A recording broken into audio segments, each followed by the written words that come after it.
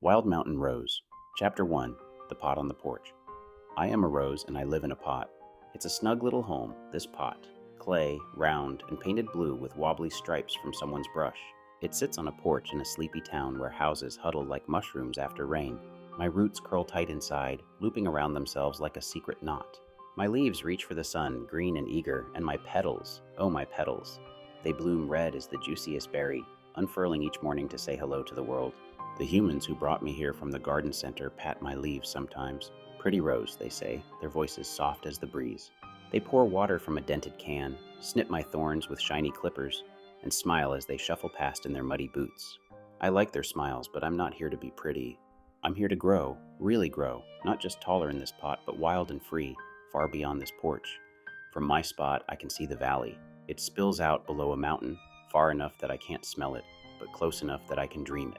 The valley is alive with colors, purples like twilight, yellows like lemons, pinks like candy, blues like the sky's best days. Wild mountain flowers, countless and bold, ripple in the wind like a painting that never sits still. They shimmer and shift, untamed, unbound, calling to me in whispers I feel deep in my roots. I want to know them. I want to be one of them. I want my seeds to scatter on the wind and sprout among those dancing blooms, my red petals blazing bright in the mountain's shadow. But I'm stuck. My pot is steady, safe, and small. The porch has a creaky swing and a chipped railing, and it smells of wet wood and spilled tea. It's nice, I suppose, but it's not enough. My roots ache to stretch, to dig deep into real earth, not this crumbly soil packed tight around me. The valley is so far and the mountain looms so high. How could a potted rose ever reach it? I don't know. But every night, when the stars sprinkle the sky like sugar, I dream of it. I dream of breaking free, of growing wild, of becoming a wild mountain rose. One morning, something tickles my petals. I shiver and look. A bee, small and fuzzy, dances across me with a buzz that hums in my thorns. "Hello, Rose," she says, her wings whirring like a tiny storm. "You smell sweet today, sweeter than the daisies down the street." I sway a little, flattered.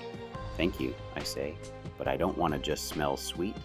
I want to be out there, in the valley, with the wildflowers. Can you take me?" The bee lands on my biggest petal, her legs dusted yellow with pollen. She tilts her head, thinking. "I can't carry a whole plant," she says, her voice as kind as honey. "You're too big for my wings, but I can carry something of you. Your pollen, your seeds, little bits of your dream. That's how flowers spread, you know. It's not what I hoped, not yet. I want to go myself, not just send pieces. But it's a thread, a thin green thread of possibility." "Will you help me?" I ask, my leaves trembling. "I'll try," she promises. She dips into my center, gathering pollen on her tiny body, then lifts off with a buzz. "Look for me tomorrow," she calls, zipping toward the yard. I watch her go, a speck against the morning light, and something shifts in me. I start to notice them, the others who bustle around this porch, this town, this world. A mouse skitters by, her whiskers twitching as she nibbles the grass. A sparrow flutters down, pecking at the dirt with a chirp. A gray cat yawns on the porch steps, stretching her paws and blinking at me with sleepy green eyes. Even the human child who waters me, with her tangled hair and muddy knees, hums a tune as she splashes my soil. They don't know it yet. They don't know I have a dream bigger than this pot, bigger than this porch, bigger than this town. But I do. And maybe, just maybe, they're part of it. Maybe my dream isn't mine alone. Maybe it's theirs too, if they'll help me weave it into something real. The sun climbs higher, warming my petals, and I settle in to wait. The valley shimmers in the distance, wild and waiting. My journey's just begun.